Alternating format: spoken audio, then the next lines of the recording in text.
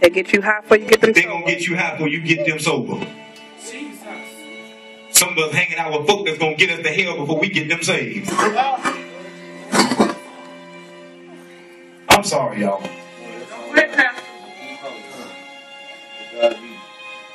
Here's my problem. God gave me a dream last night, and I ain't going to tell you the dream. But in that dream, I saw this sanctuary.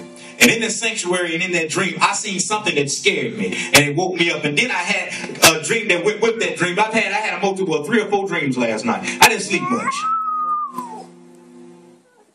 And what God showed me made me realize, okay, Lord. And what he told me to do was draw a line in the sand. And the line is who's on the Lord's side. Because either you want God or you don't. Either you're going to have faith in him or you don't. This is to all the fearful and unbelieving. Because if you don't believe him, it ain't no need of what you coming for. What you praying for. You ain't going to believe him. The line is drawn in the sand just like Moses drew the line. And he said, who's on the Lord's side? And if you're on his side, it's time to prove it. Jesus.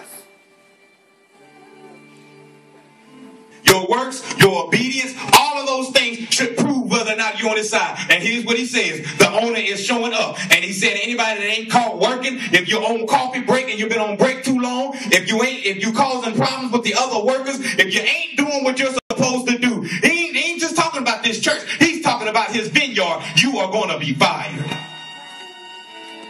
Can you deal with a termination? Jesus. And guess what? The ones that ain't been working and ain't got no job yet and you seeking employment. Because you keep showing up to your interviews late. He said, don't even worry about no job. He ain't got no work for you. Jesus. If judgment first began at the house of God.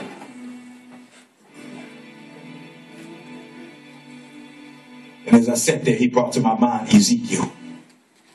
And how he spoke to Ezekiel and he said, Lo, hear in my, let me hear. I heard in my ears, Ezekiel said. He said, the Lord told me to cause judgment on the people. And they called 6 men.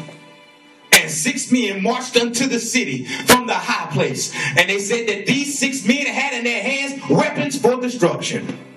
And they marched on that city and were instructed to kill every man, every woman, every child, everyone, to slay them all in the name of the Lord. And it said, as them 6 men marched on the city, he told them to kill them all. And he said that anybody that did not sigh and did not moan and cry out to God because of the things that were going on, he said, put a mark in their head if they're crying out to God, if they're moaning out to God, if they're tired of the things that are going on, put a mark in their head and let these be mine and let them alone. But everybody else, let them be destroyed. Jesus. And it said those men with those 6 men with those weapons of destruction in their hand slew everybody. And they did not stop till none remained.